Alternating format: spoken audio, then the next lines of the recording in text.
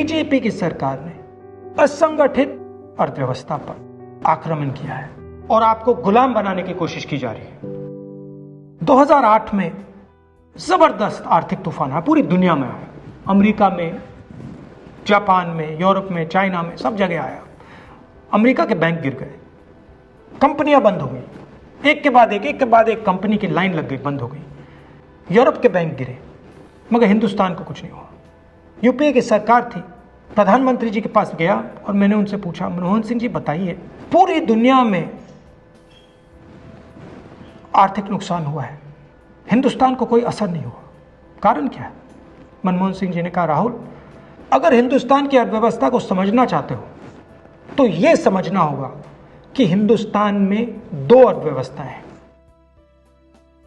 पहली असंगठित अर्थव्यवस्था और दूसरी संगठित अर्थव्यवस्था।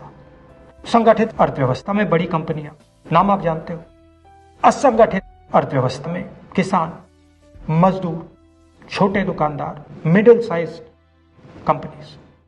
जिस दिन तक हिंदुस्तान का असंगठित सिस्टम मजबूत है, उस दिन तक हिंदुस्तान को कोई भी आर्थिक तूफान छू नहीं सकता। अब आज के दिन आते हैं।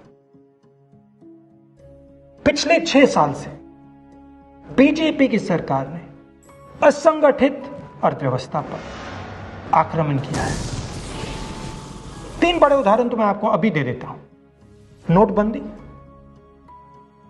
गलत जीएसटी और लॉकडाउन। आप यह मत सोचिए कि लॉकडाउन के पीछे सोच नहीं थी। यह मत सोचिए कि गलती से आखिरी मिनट पे लॉकडाउन कर दिया गया है। इन तीनों का लक्ष्य हमारे इनफॉर्मल सेक्टर को खत्म करने का है।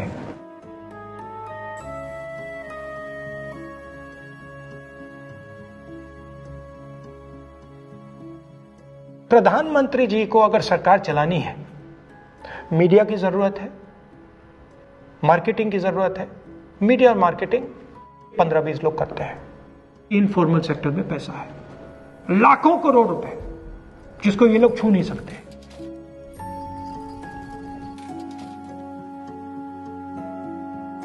इसको ये लोग तोड़ना चाहते हैं, पैसा लेना चाहते हैं।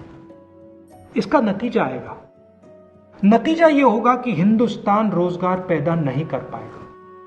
क्यों? क्योंकि इनफॉर्मल सेक्टर 90% से ज्यादा रोजगार देता है।